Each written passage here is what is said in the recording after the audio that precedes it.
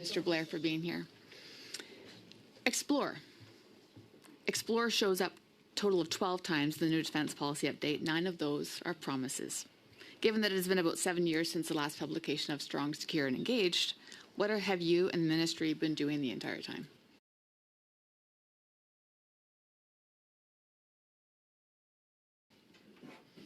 Actually, we've been delivering from the Canadian Armed Forces just in the last 2 years alone with completed contracts for over 100 aircraft, for example, that the Royal Canadian Air Force required. That's the largest and most significant delivery of capability for our Canadian Armed Forces since the Second World War. Can you acknowledge how much of the Strong, Secure, and Engaged has yet to be spent? I don't know.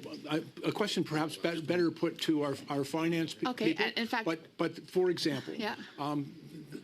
We've signed contracts for multi-mission aircraft, the Poseidon 8s, that will all be delivered in 2026. That's SSE money that will be spent in total. Okay, so let's talk lapsed funding then. So D&D funding keeps lapsing despite you specifically promising that it's not going to. Can you acknowledge that? Or and perhaps I could help you with a better understanding of what lapse is. If it takes time. No, but it doesn't mean it's gone. I think that's what we need to be clear. It doesn't mean the money just somehow disappears. It's if the contract can't be completed in one fiscal year and goes over our fiscal year, the department's able to lapse it and then apply it into the following fiscal year to complete that contract. So lapsing is, I think, a reflection of sometimes how long our procurement processes and delivery processes, and that there's many factors that could be associated to that, and we could talk about them individually if you like. Lapsed funding has been repurposed. What's that? How much lapsed funding has been repurposed? Well, again, a question better asked of our finance people, but certainly in my experience, the money that couldn't be spent in one fiscal year is being quickly applied into expenditure the following year as contracts come online. Okay, maybe I can acknowledge a comment from, respectfully, General Eyre with regards to $8.1 billion overall being committed by the government to defense spending over the next 5 years falls short of the NATO commitment. You mentioned in your opening remarks that the DPU is a comprehensive new plan and we need to do more and we will meet the moment. Can you address how that is meeting the moment?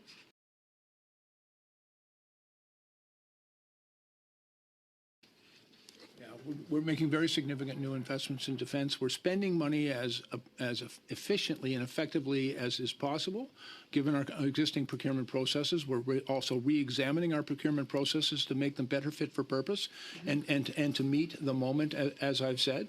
We're working with our allies and with industry. We've listened to them very carefully. They told us what they needed in order to hold up their end of ensuring that we can acquire, for example, the munitions and the ammunition that our armed forces require, the battle decisive ammunition.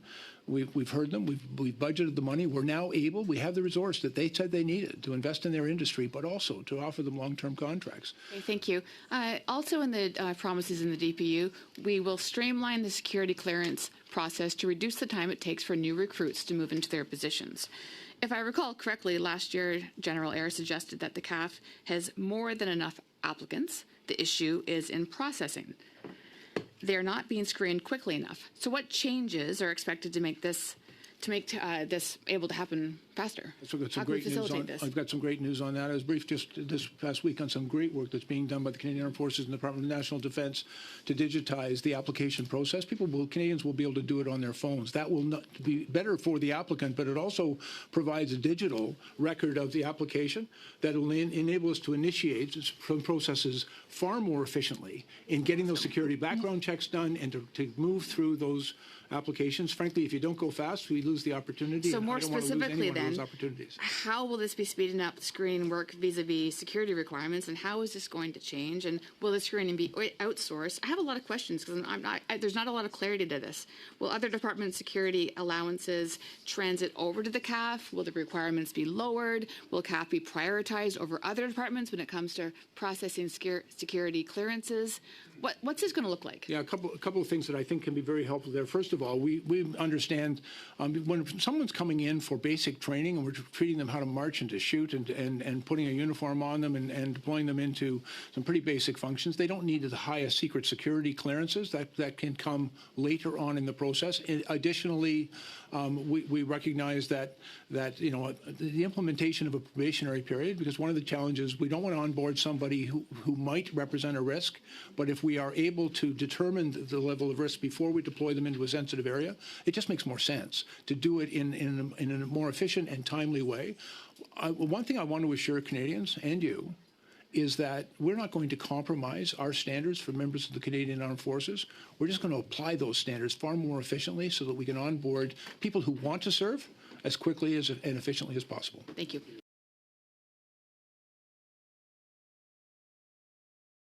Thanks, Mr. Chair. Minister, on December 7th, you were at committee and spoke of the shortage and the low production numbers for artillery shells. You said that there was a commitment for increasing fourfold the production in Canada. You told me at the end of that meeting, you said that would take place this year. When will the newly produced shells be rolling off Canadian production lines? As quickly as Canadian industry can produce them, but they have told us... You said this year. What I told them is Canada would do its part this year. We have. We've now committed $300 million, and we're working with industry to make the necessary investments that industry said they required, and we now have the money to negotiate the long-term contracts, which was also the certainty that industry said that they required. That's great for announcements. On what date this year will the production target be hit of a fourfold increase? Okay. Last Monday, Canada announced the money that will allow industry to now move forward. And now there is work that will take place between the Department of National Defense and industry. I've also engaged with the ISED minister to move on that as quickly as possible. But Canada did what Canada needed to do, and now we'll work with industry to deliver that. Are you walking back the answer that you made then, that it would take place this year? Again, to be really clear, I said we would take action to cause that to happen, and we've taken that action to cause that to happen. We're now going to work with industry so that they can deliver. Canada is the only NATO country that's not meeting both the NATO investment pledges, the 2% of GDP on defense spending, and at least 20% of the defense budget on equipment and research and development. We're the only NATO country not making it. Why does this DPU not address that lack of commitment? Yeah, thanks. So first of all, under this DPU, that beginning next year and every year thereafter, we'll be meeting the 20% commitment for investment in capital expenditure. I would also point out, as I mentioned earlier, in Canada, we do not publish our aspirations. We publish our funded plans. And this document talks about the money that we'll be committing in this upcoming budget in order to bring that forward. I've spoken to our allies. All of them want to continue to encourage us to meet the 2% requirement, but all of them have acknowledged... I have to stop you, Minister. Your entire policy update is aspirational. It's full of exploring options. It's full of reaffirming existing commitments. There are actually very few policy changes in this policy update, unless you hadn't been considering the management of all of these priorities all along. This entire thing is an exercise in aspiration. There are no tangible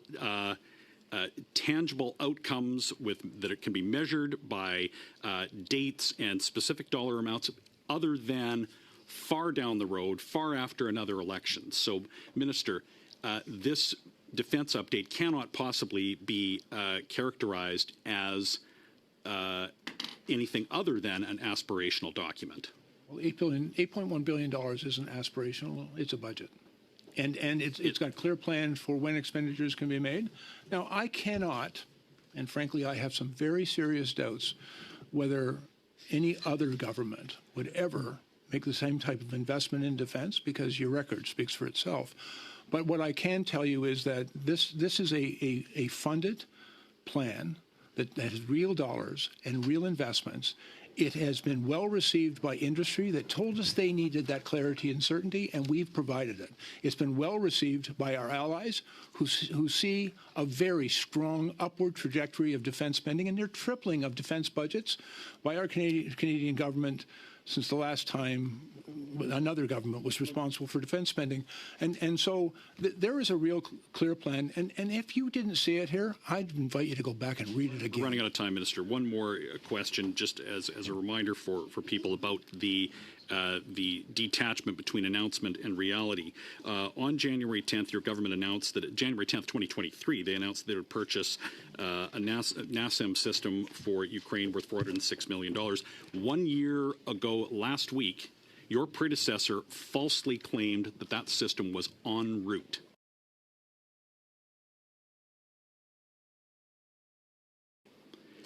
This was an announcement. These are claims that you make about expenditure, but they haven't happened. Could you tell me on what date will that system be delivered? Yeah, I can share with you what Ambassador Cohen and the U.S. Department of Defense has shared with us. In order to deliver that system to Ukraine, Canada we already provided all the missiles and systems that we had available to us, but we had to acquire. Why did the predecessor mislead Canadians then and say it was en route? Mr. Kelly, did you want an answer to your question? Well, you're not answering it. Either way, you're going to get 10 seconds to finish your answer, and then we'll be on to Mr. Fillmore. Yeah, we finalized the United States finalized their contract with Raytheon to acquire those systems. We're part of that contract, and I have been assured by the U.S. government that Canada's system will be delivered among the very first of those that are ready as they come off the line. They won't be delivered until they're actually made, but as soon as they're made, we'll get them delivered. Thank you, Mr. Kelly.